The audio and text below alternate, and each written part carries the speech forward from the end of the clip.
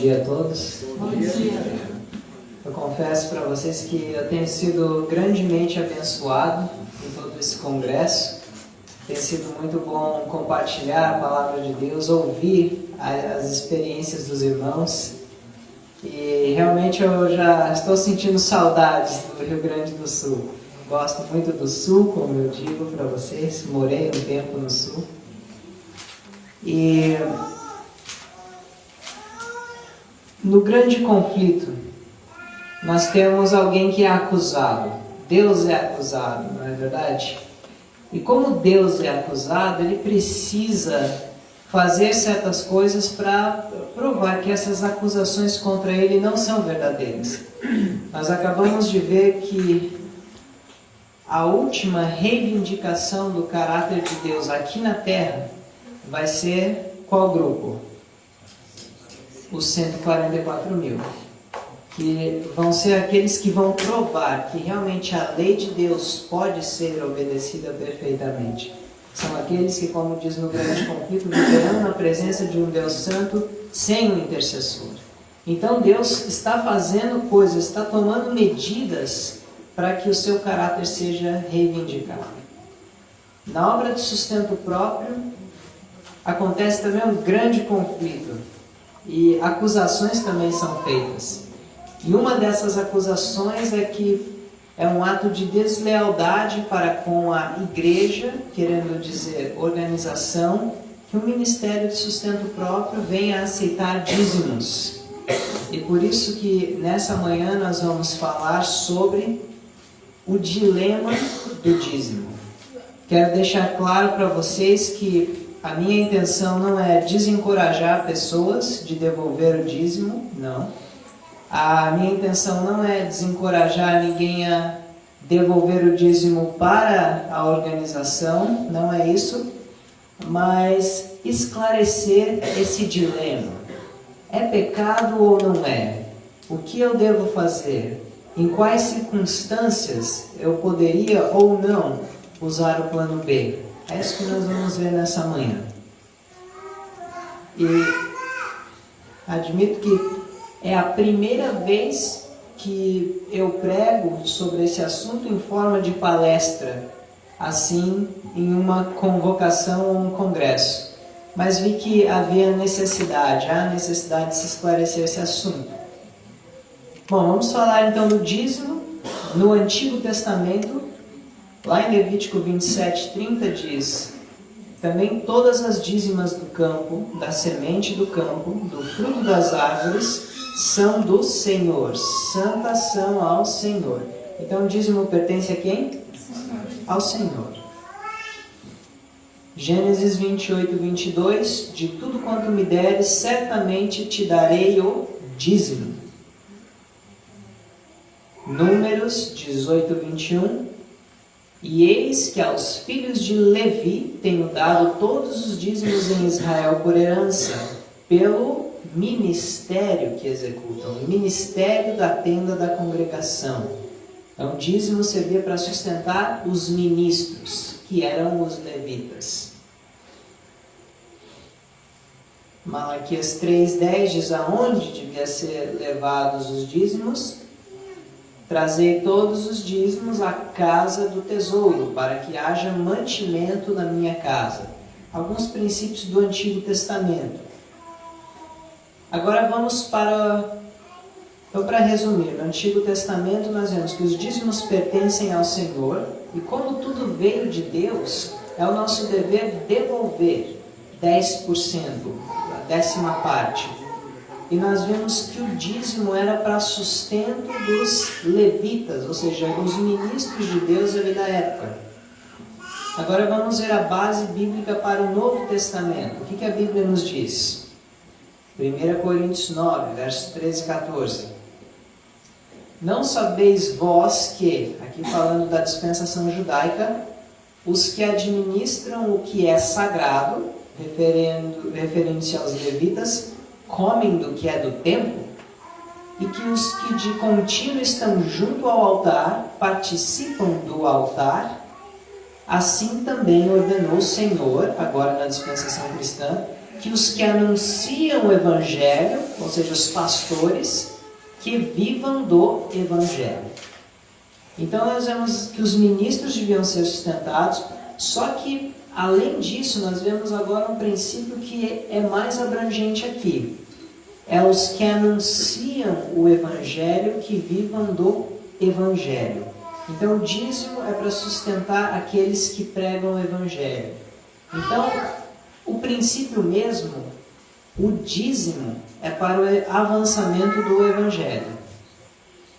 Mas nós vamos ver, a palavra de Deus esclarece muito bem como pode usar, como não pode usar, e é isso que nós vamos ver.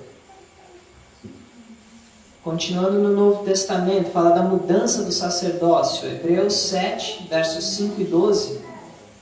E os que dentre os filhos de Levi recebem o sacerdócio têm ordem, segundo a lei cerimonial, de tomar o dízimo do povo. Mas agora olha só, porque mudando-se o sacerdócio, necessariamente se faz também mudança da lei. Mudança da lei cerimonial, mudança na questão dos dízimos. Na dispensação cristã, não eram mais os levitas que iam receber o dízimo, não os levitas literais, mas os levitas espirituais. Os ministros do Evangelho deveriam ser sustentados assim. Só que agora, quero chamar a atenção de vocês para uma realidade. Assim como a palavra igreja é usada de duas formas na inspiração, ela é usada representando a organização, mas ela também é usada representando o povo, a igreja de forma mais abrangente. Com o dízimo funciona da mesma forma. Nós temos ministros realmente, mas o princípio mais abrangente do dízimo é para sustentar a obra do Evangelho. E olha só o que nós vemos aqui. O que Pedro fala sobre o sacerdócio, lá em 1 Pedro 2,9? Mas vós sois a geração eleita, o sacerdócio real, a nação santa, o povo adquirido. Ele estava falando para a igreja ali de forma geral. Não quer dizer que qualquer um possa receber do dízimo, não é isso que está dizendo. Para que anuncieis as virtudes daquele que vos chamou das trevas para a sua maravilhosa luz. Pedro mostra que é um dever de todo cristão anunciar o Evangelho. E Gálatas 6,6 fala que o que é instruído na palavra reparta de todos os seus bens com aquele que o instruiu.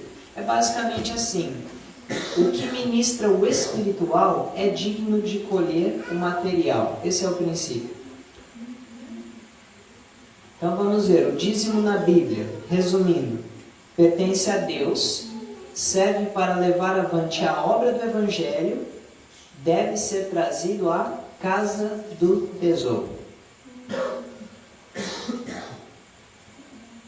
Conselho sobre mordomia, página 65, nos diz: pede que o reconheçamos como doador, Deus, de todas as coisas, e por essa razão diz: de todas as vossas posses reserva a 10ª parte para mim, além das dádivas e ofertas que devem ser trazidas à casa do meu tesouro. Agora, me responda um negócio. O que é para ser trazido à casa do tesouro? Os dízimos ou os dízimos e as ofertas? Dízimos e as ofertas têm que ir à casa do tesouro. Já lanço uma pergunta para os irmãos. Sendo assim, que é o que a Bíblia diz, se o ministério de sustento próprio ele não é digno de dízimo, será que ele é digno de oferta? Não. Se a casa do tesouro se limita à organização, ninguém deveria nem devolver dízimo e nem dar oferta ao ministério de sustento próprio. Entende? Porque os dízimos e as ofertas têm que ser trazidos à casa do tesouro. Mas a questão que nós vamos ver aqui é: o que é casa do tesouro? Continuando. É essa a provisão que Deus fez para levar avante a obra do Evangelho. Dízimos e ofertas para levar avante a obra do Evangelho. Conceito repetido constantemente. Agora vamos ver a história do dízimo na Igreja Adventista do Sétimo Dia. Nos primeiros anos da Igreja Adventista do Sétimo Dia, homens que pregavam a mensagem em tempo integral dependiam para seu sustento do apoio do próprio trabalho ou de ofertas voluntárias espontâneas dos irmãos. Ou seja, eles pregavam, mas eles tinham que trabalhar para ganhar o próprio dinheiro. E estas condições não eram favoráveis ao avanço da causa, porque tornavam o salário dos obreiros algo espasmódico e instável. Mas em 1859, um plano mais regular para o apoio dos ministros adventistas foi estabelecido, chamado de doação sistemática. Doação sistemática não era dízimos ainda, mas era um sistema assim regular para sustento das pessoas que pregavam o Evangelho. Quando os planos para a manutenção e expansão da obra foram ampliados, o espírito de abnegação foi estimulado até que, à luz da Bíblia, foi revelado o sistema de dízimos e ofertas. A luz foi vindo de forma gradual. A princípio era uma coisa assim esporádica, ficava muito difícil para os ministros. Depois a doação sistemática, que cada um separava uma quantia e dava sistematicamente. E depois veio a luz da Bíblia sobre a questão de dízimos e ofertas, que aí ajudou muito na obra.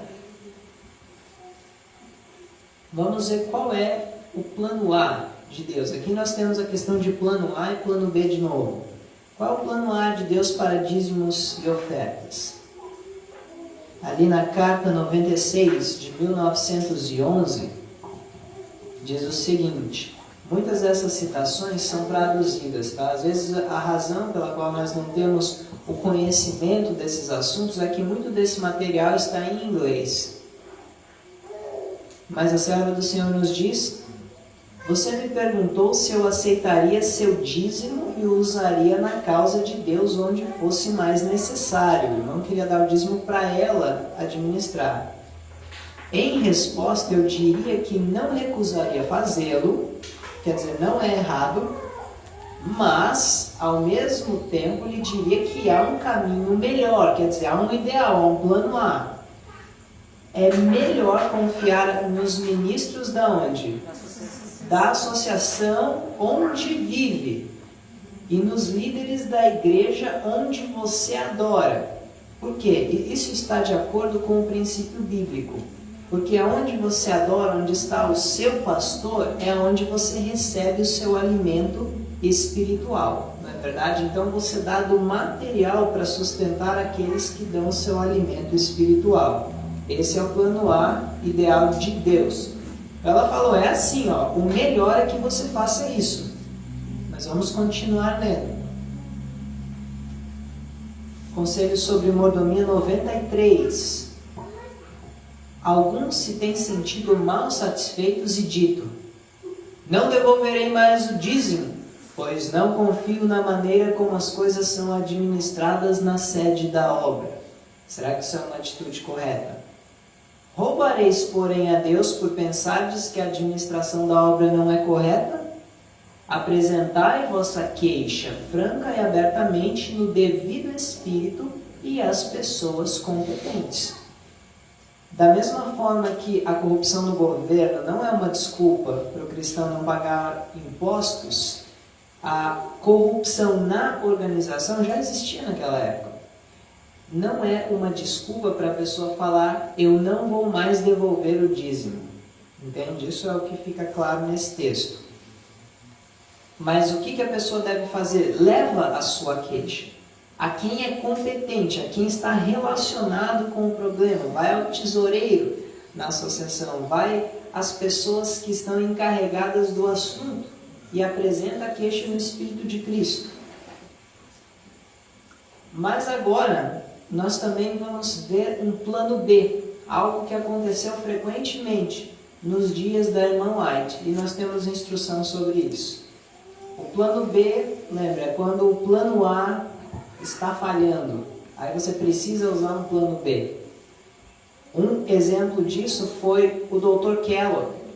Dr. Kellogg fará as coisas que me entristecerei por ter se sentido compelido a fazer. O que era isso?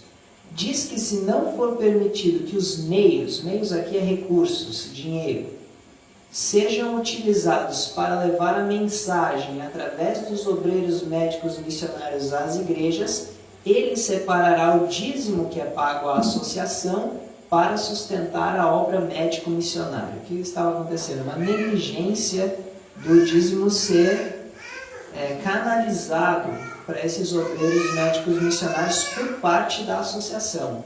E ele falou, olha, se essa negligência está acontecendo, eu mesmo vou separar esse dízimo que vem dessa obra para a associação e vou sustentar ali os obreiros, os médicos missionários com isso. Continuando.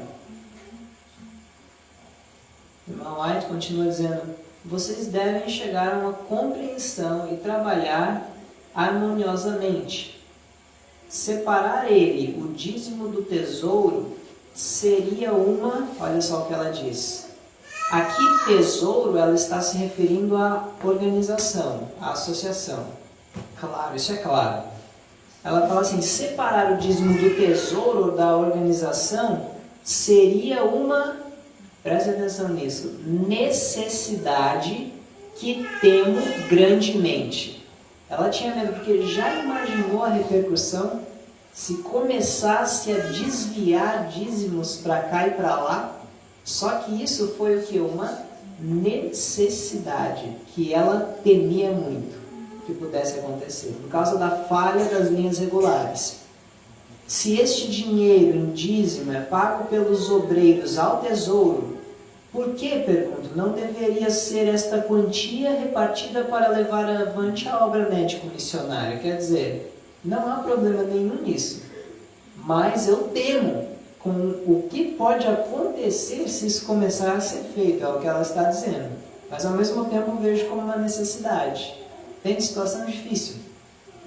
Isso está na carta 51A, 1898, aos pastores Smith e Irwin. Mais uma citação da carta 262 de 1902 para James Edson White. Ela disse assim, tenho $75 do irmão X, dinheiro de dízimo, e achamos que seria melhor enviá-lo ao campo do sul para ajudar os ministros negros.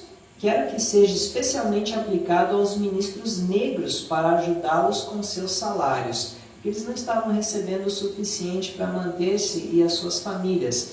Então, ela julgou ser necessário que aqueles ministros recebessem diretamente, sem passar pelo canal da associação, porque eles estavam fazendo a obra no sul, pregando o evangelho. Lembra do princípio geral, dízimo e oferta. O dízimo, principalmente, ele é unicamente para o avançamento do evangelho. E esses ministros estavam pregando o evangelho ali. Vai deixar para depois. Quero que seja especialmente aplicado aos ministros. Ok. Mais uma citação. Diz assim, meu irmão, desejo lhe dizer, seja cuidadoso em sua forma de proceder. Olha só, eu quero que vocês percebam que não era uma coisa rebelde, revoltada, mas era uma coisa feita com muita cautela, por causa da repercussão que isso poderia dar. Seja cuidadoso em sua forma de proceder. Você não está procedendo sabiamente. Quanto menos você tiver que falar acerca do dízimo que tem sido destinado ao campo mais necessitado e desanimador do mundo, mais sensato será. O dízimo destinado ao sul dos Estados Unidos. Então, quanto menos dar publicidade ao assunto, melhor, é o que ela estava falando. Tem-me sido apresentado que meu dízimo deveria ser destinado por mim mesma para auxiliar os ministros brancos e negros que foram negligenciados e que não receberam o suficiente para sustentarem suas famílias de forma adequada. Então nós já vemos aqui uma coisa. Sendo que o dízimo é para o avanço da obra do Evangelho, foi lícito ali, no caso da irmã White, ela e outras pessoas ajudarem ministros, pessoas que estavam ali como obreiros e que estavam sendo negligenciados pela associação. Então foi lícito dízimos ir diretamente para lá, sem passar pelos canais da associação. Todos estão seguindo até agora? Até agora está claro, né? E continuando. Quando minha atenção foi chamada aos ministros de idade, brancos ou negros, foi meu especial dever investigar suas necessidades e provê-las. Esta deveria ser minha obra especial e fiz isso uma série de vezes. Ela própria desviou do tesouro organizacional uma série de vezes, ela diz. Nenhum homem deveria atribuir má fama ao fato de que em casos especiais, o dízimo seja usado desta maneira. Quanto à obra pelos negros no sul, aquele campo tem sido e ainda está sendo roubado dos meios, recursos financeiros que deveriam chegar aos seus obreiros. Isso é só para dar mais ênfase ao que a gente falou. Agora, olha só uma definição mais ampla de tesouro. O que é casa de tesouro no sentido mais amplo? Casa do tesouro. Ó, se houve casos nos quais nossas irmãs, aí falando de outras irmãs, destinaram seu dízimo à ajuda dos ministros, trabalhando pelos negros no sul, que todo homem, se for sábio, fique quieto, não dá publicidade. Eu mesma tenho destinado meu dízimo às causas mais necessitadas que têm sido apresentadas. Agora, prestem atenção nisso aqui. O que é a casa do tesouro? Tenho sido instruída a fazer isso. E sendo que o dinheiro não é retido do tesouro do Senhor, não é uma questão que deva ser comentada, pois será necessário eu tornar públicas estas questões, o que não desejo fazer porque não é o melhor. Ou seja, ela falando assim, eu enviando esses dízimos meus e de certos irmãos diretamente para a causa necessitada que está pregando o Evangelho, o dinheiro não é retido do tesouro do Senhor. Então, o que é casa do tesouro? O que é o tesouro do Senhor? Obra do Evangelho. Entendeu? Esse é o tesouro. A organização, embora em alguns contextos ela seja usada como tesouro do Senhor, casa do tesouro, no seu sentido mais amplo, é a obra do Evangelho. Vocês conseguem ver isso? Para mim é muito claro. Mas ela sempre dizendo, olha, não torna público. Será necessário que eu torne públicas essas questões, ela falou. Uma hora ou outra eu vou ter que tornar isso público. Mas por enquanto, deixa assim. Entende? Da mesma forma que nós não devemos ficar tornando públicas essa questão, mas vi que hoje foi necessário tornar pública entre nós essa questão. Continuando. Plano B. Há alguns casos que tenho estado diante de mim por anos e tenho suprido suas necessidades através do dízimo, como Deus tem me instruído a fazer. Ah, mas Ellen White, eu já ouvi assim, mas Ellen White era profeta, por isso ela fez isso. Mas um profeta não pode fazer nada contra os mandamentos de Deus. E um profeta é um ser humano e é um exemplo para nós da mesma forma.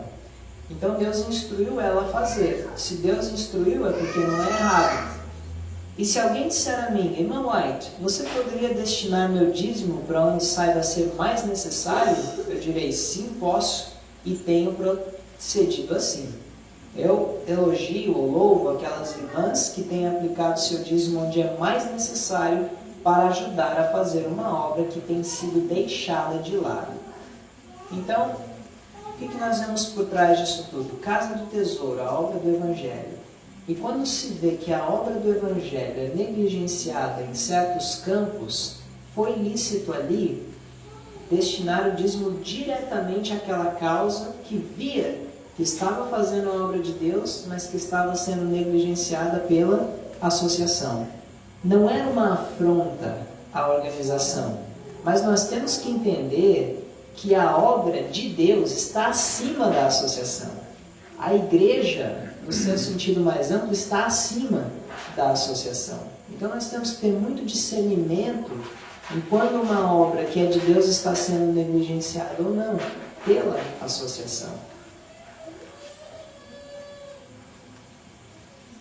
Outra coisa que nós vemos, circunstâncias alteram os casos.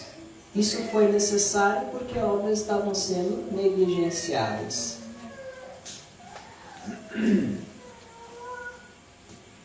Bom, é mais repetindo o que nós já lemos. Então, planos A e B, vamos ver.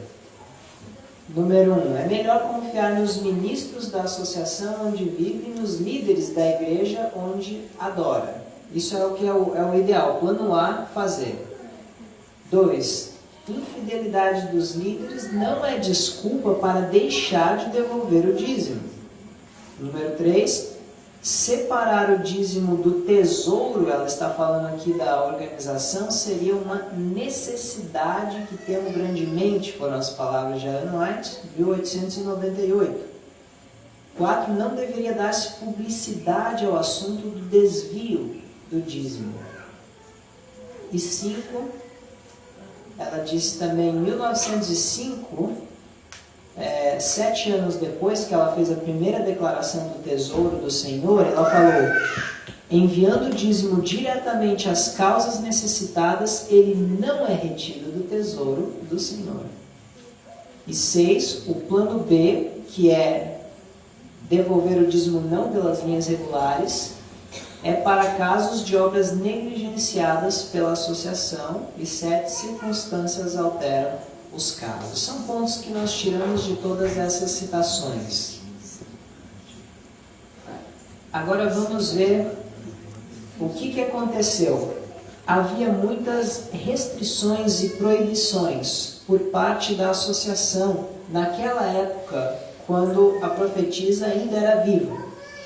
E no Southwestern Union Record de 1987, que é o relato da União Sudoeste, diz assim, hoje, isso é uma declaração da associação, fala assim: hoje o número crescente de ministérios independentes, aqui está falando de ministérios de sustento próprio, competem vigorosamente por uma porção maior dos dólares de dízimo dos adventistas, dinheiro de urgente necessidade, a obra principal da igreja. Então, nos olhos deles, obra principal era a obra da associação, e os ministérios independentes ficavam sendo uma coisa secundária. Enquanto não é assim, são dois braços da obra de Deus.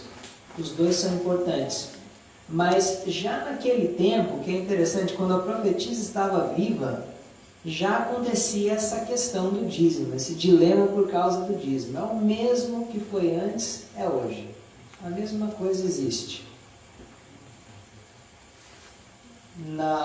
Um voto aqui da Assembleia da Associação Geral, publicado na Review and Herald, em 14 de maio de 1908, diz o seguinte: decidido que para quaisquer empreendimentos especiais para os quais doações forem solicitadas do povo, deve-se primeiro receber a sanção da Associação Geral e da União na qual tal empreendimento ocorre, e que qualquer pessoa enviada a solicitar tais doações primeiramente receba credenciais adequadas de sua união e que planos satisfatórios sejam feitos, certificados por escrito com a união e associação local onde deseja fazer a solicitação antes de iniciar. Então o voto era assim: se alguém quer pedir recursos de algum lugar, tem que primeiro pedir à associação. Foi esse o voto tomado em 1908. Mas agora, será que a profetisa da nossa igreja, o que será que ela disse sobre isso? Sobre essas restrições que eram colocadas sobre os ministros de sustento próprio, os obreiros de sustento próprio. Olha só, falando sobre esse voto, olha só o que a serva do Senhor falou. Quando leio a resolução publicada na Review, colocando tantas restrições sobre aqueles que podem ser enviados para angariar fundos para a construção de instituições em campos necessitados e destituídos, senti muito pelas suas restrições. Não posso senão entristecer-me, pois a menos que a graça conversora de Deus entre nas associações, será tomado um curso que trará o desagrado de Deus sobre elas. Já tivemos suficiente do espírito de proibição, ou seja, foi contra esse voto. E olha que foi um voto tomado por quem? Associação Geral. Entendeu? Não é todo o voto da Associação Geral que é a voz de Deus. Entende como nós falamos ontem? Porque aqui foi uma medida imprudente que ia restringir a obra. E ela repreendeu esse voto. E aí ela diz: representações têm sido feitas a mim de uma obra que não leva as credenciais divinas. As proibições impostas sobre a obra daqueles que desejam advertir o povo das cidades dos juízos que virão em breve deveriam ser todas removidas. Ninguém deve ser impedido de levar a mensagem da verdade presente ao mundo, que os obreiros recebam suas direções de Deus, ou seja, ao invés de pedir autorização. Quando o Espírito Santo impressiona o crente a fazer uma certa obra para Deus, deixe o assunto entre ele e o Senhor. Carta da Sra. White aos oficiais da Associação Geral, 26 de maio de 1908. Ou seja, essas restrições, essas proibições de dizer que tudo tem que ser através do canal da associação, tudo se tem que pedir uma autorização, isso não é a vontade de Deus. Não é. E a irmã White era enfática nisso. Deixa eles trabalharem, é o que ela falava. Deixa, eles estão fazendo a obra do Senhor. Deixa eles angariarem fundos, não tem problema. Não é assim, Deus é o dono do ouro e da prata. E a obra é uma só, não são duas obras, não são duas igrejas. A obra de sustento próprio não é uma outra igreja ou uma outra organização. Todos fazem parte da igreja, do povo de Deus. Aqueles que têm a fé adventista. E vai mais, aqueles em nossas associações que têm pensado possuir toda a autoridade para proibir o angariamento de meios, de recursos em certos territórios, eu diria: esta questão me tem sido apresentada vez após outra. Dou agora meu testemunho em nome do Senhor a quem possa se aplicar. Onde quer que você esteja, retenha suas proibições. A obra de Deus não é para ser desta forma atada. Deus está sendo fielmente servido por estes homens, obreiros de sustento próprio, e você tem observado e criticado. Eles temem e honram ao Senhor, são obreiros juntos dele. Que Deus lhe proíba de colocar qualquer jugo sobre os seus servos. Muito claro, não é? E continuando diz: é o privilégio desses obreiros aceitar dádivas ou empréstimos para que possam investi-los na execução de uma obra importante que precise ser feita. Esta maravilhosa responsabilidade que alguns supõem que Deus haja colocado sobre eles com a sua posição oficial, nunca lhes foi dada. Se os homens estivessem firmes na elevada plataforma da verdade, jamais aceitariam a responsabilidade de fabricar regras e regulamentos que impeçam ou limitem os obreiros escolhidos por Deus em sua obra de treinar missionários. Aqui, obra de treinar missionários, está falando especificamente da faculdade de Madison. Lembra que eu falei ontem? Aquela primeira escola de sustento próprio que surgiu em 1904, depois que a organização já tinha sido estabelecida. Por causa dos afastamentos dos caminhos do Senhor, na obra educacional, surge a faculdade de Madison, em 1904. E quando os líderes dessa faculdade vinham angariar fundos, muitas restrições eram colocadas sobre eles, sobre esses obreiros. E a serva do Senhor ali, direto, falando: tirem essas restrições, eles são dignos dos recursos.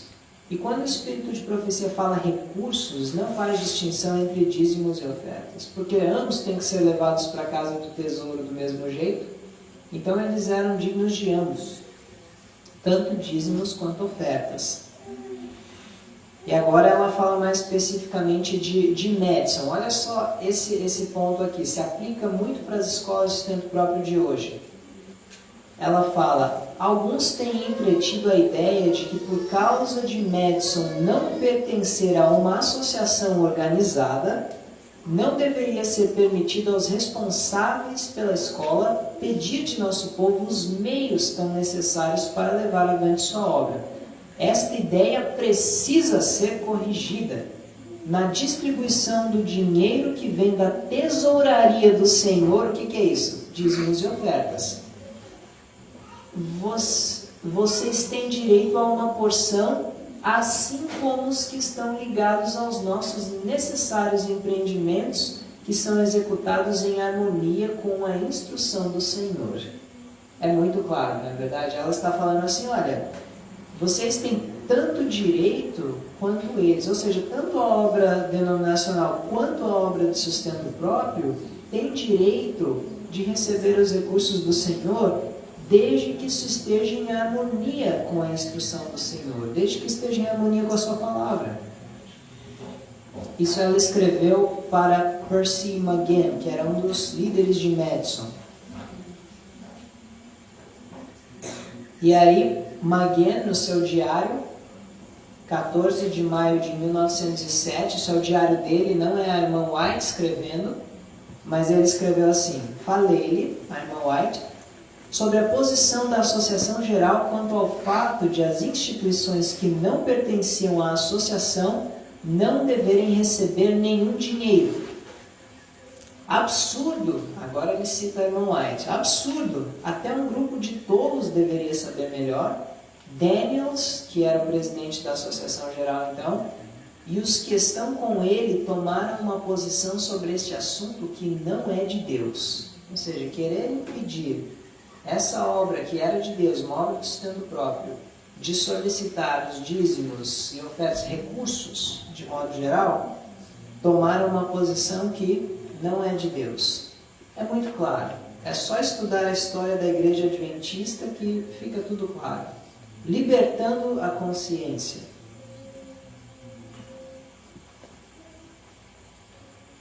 Enfim, restrições e proibições.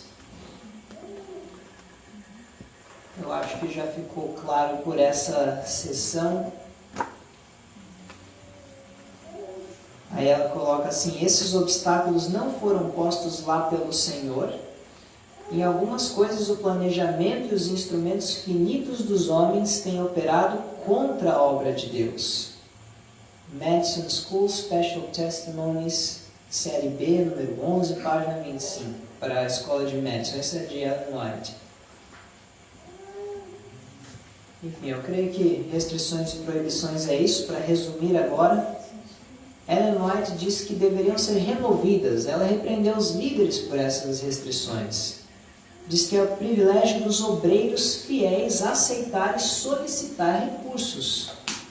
3. Os líderes que impõem esses fardos tomam uma posição que não é de Deus. E 4. Que Sutherland e McGinn não deviam se submeter à postura impositora da liderança.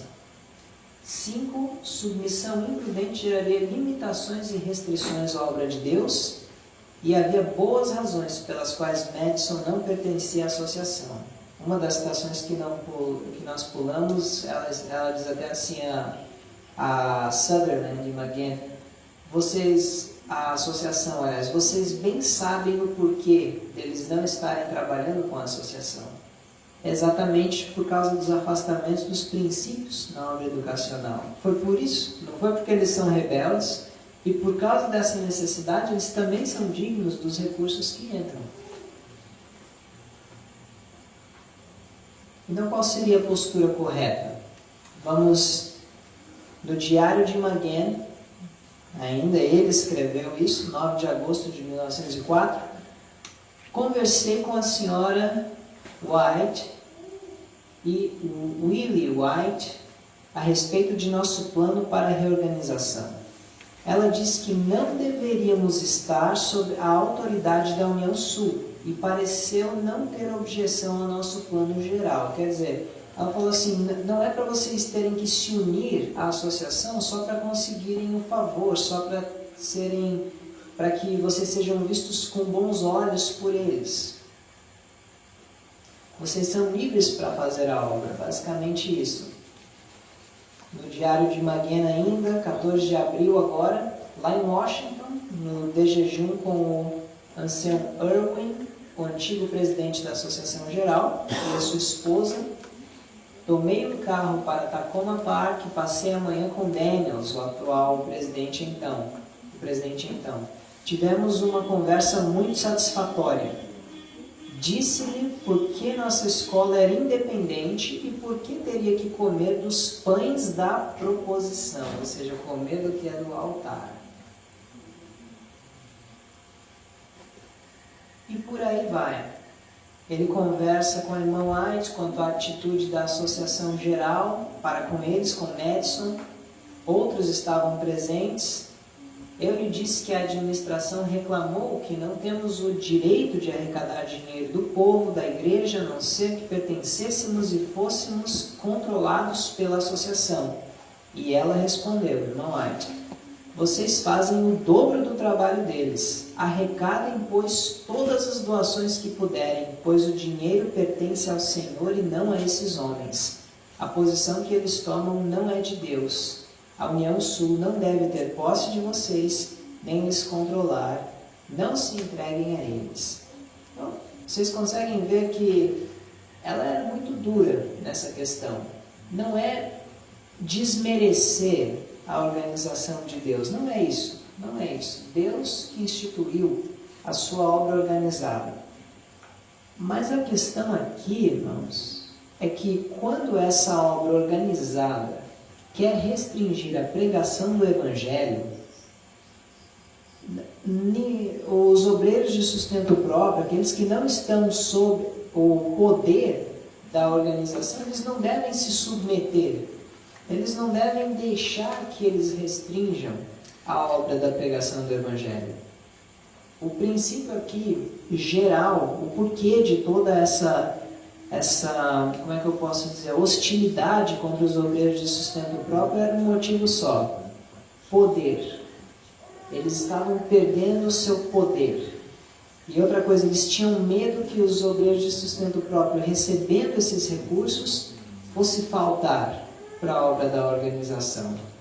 Mas a profetisa do Senhor, ela é clara, é citação após citação. Nós nem vamos ler todas, mas é muito assim. É muito, muito claro. Não tem o que discutir aqui. E aí ela fala que o povo deveria ter suprido essa escola com recursos, falando da escola de Madison. Fala que a associação deveria ajudar a escola de Madison. E diz que eles têm direito de uma porção dos recursos dados à causa. Diz que os irmãos Sutherland e Maguen deveriam ser encorajados a solicitar recursos para o sustento da obra. Então, resumindo sobre a postura correta, o povo de Deus deveria ajudar Madison, a associação também. E eles foram encorajados a solicitar esses recursos, porque era uma obra de Deus. Agora, nós temos um estudo sobre recursos e meios. Quando o Espírito de Profecia fala sobre recursos e meios, está incluindo tanto dízimos quanto ofertas, porque está falando que ambos teriam que ir à casa do tesouro.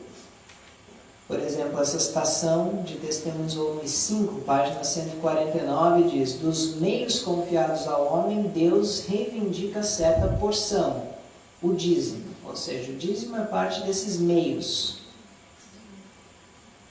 Conselho sobre Mordomia 95.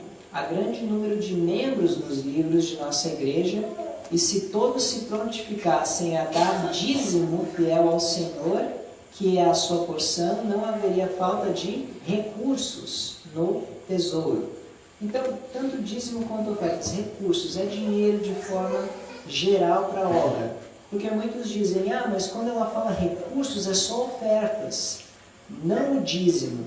Só que nós já vimos que tanto o dízimo quanto as ofertas tinham que ser devolvidos à Casa do Tesouro. Então, se a Casa do Tesouro se limita à organização, então ninguém pode nem devolver dízimo, nem dar ofertas à obra de sustento próprio. Mas se ela é digna de ofertas, então ela também deve ser digna de dízimos. E isso nós vimos ali na escola de Madison, que era uma escola de sustento próprio, claramente. A obra no Sul, que era uma obra de sustento próprio por seu filho, Edson White, que também foi apoiada com dízimo, e outras causas necessitadas que foram mencionadas por elas. Então, como usar o dízimo? Conselhos sobre mordomia, página 103. Como nós vamos usar o dízimo? Tem sido comunicada positiva luz para que os que ministram em nossas escolas, ensinando a palavra de Deus, explicando as Escrituras, educando os alunos nas coisas divinas, sejam sustentados com o dinheiro do dízimo. Ou seja, professores de classes bíblicas podem receber do dízimo. Quem mais? Enquanto alguns saem a pregar, ele apela a outros para responderem às suas reivindicações sobre eles por meio de dízimos e ofertas para manter o ministério e a disseminação da verdade impressa por toda a terra. Então, para publicações, que é para distribuir para pessoas. As casas publicadoras tinham um fundo de dízimo para doar publicações para aquelas pessoas que não podiam comprar. Você não pode publicar algo com dízimo para vender, ok? Mas para dar literatura é lícito, com dinheiro do dízimo. Alguns dizem que o dízimo não deve ser usado para sustentar médicos missionários que dedicam seu tempo ao tratamento de doentes. Sou instruída a dizer que a mente não deve tornar-se tão estreita que não possa apreender a verdade da situação. Um ministro do Evangelho que seja também médico missionário, que pode curar também enfermidades físicas, é um obreiro muito mais eficiente do que aquele que não pode fazer. Sua obra como ministro do Evangelho é muito mais completa. Então ele também é um ministro, um médico missionário também pode receber do dízimo. Aqui fala que viúvas de ministros não devem ser esquecidas e devem, se for preciso, ser pagas do dízimo. Então, todas as situações onde você pode usar o dízimo.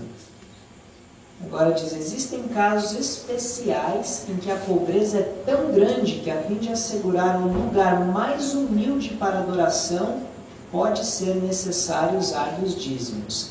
O dízimo não deve ser usado para reformas na igreja, nem para construção. Mas ela diz que há lugares em que a coisa é tão humilde, é tão pobre, que por uma emergência, para ter um lugar para adorar sequer, pode-se utilizar do dízimo.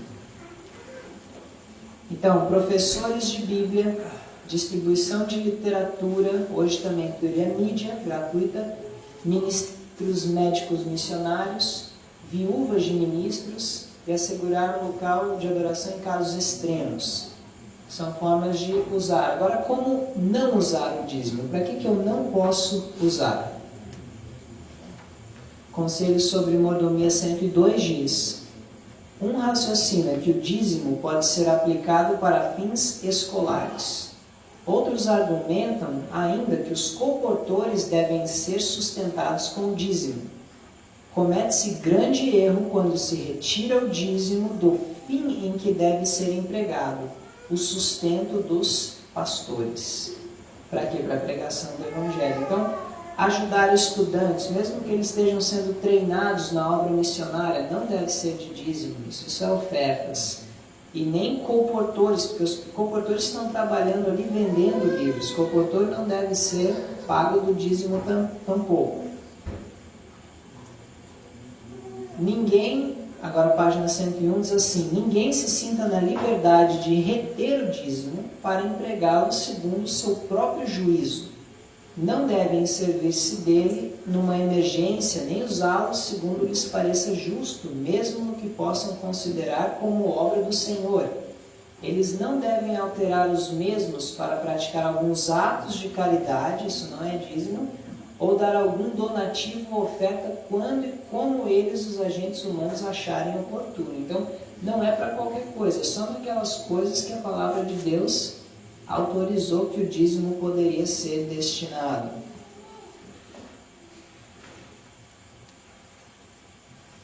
Que fala, o dízimo não deve ser considerado fundo para os pobres, não é para ajudar os pobres. É um erro usar o dízimo para atender a despesas ocasionais da igreja. Neste ponto tem havido um desvio dos métodos corretos. Enfim, para resumir, fins escolares não devem, comportores também não, qualquer forma que alguém julgar necessário, atos de caridade, fundo para os pobres, nem despesas ocasionais da igreja. Informa essas coisas, para isso não se usa o dízimo. E um dever de todos. Atos dos Apóstolos 75 diz: se o dinheiro entrasse para a tesouraria de acordo com este plano divinamente recomendado, a 10ª parte do que ganhamos e as ofertas liberais, haveria abundância para o avançamento do trabalho do Senhor. Então, quer seja o dízimo devolvido através dos canais da obra denominacional, quer seja o dízimo devolvido através dos canais da obra de sustento próprio, isso é uma questão, nós já vimos que os dois é lícito. O plano A era que fosse através da organização, mas pela obra do Evangelho ser negligenciada, se torna necessário que recursos venham diretamente a essas obras negligenciadas. Obras de sustento próprio que estão pregando a verdade não são apoiadas pela associação. A questão era poder, assim como o Madison, porque eles não estavam sob o controle da associação. A associação dizia, vocês não são dignos. Mas a serva do Senhor repreendeu. Então, os princípios foram lançados. Como eu disse, não é para desencorajar alguém a devolver o dízimo para a organização, mas o meu desejo é que esse estudo tenha ajudado a libertar a nossa consciência. Não é pecado se uma pessoa quer devolver o seu dízimo ou dar ofertas, não sendo através da obra organizacional. Se for pelas razões certas que nós vimos, se for pelas motivações corretas. Então a minha oração é que Deus possa dar discernimento a cada um de nós e que cada um possa fazer conforme Deus direcionar. Amém. Vamos fazer uma oração.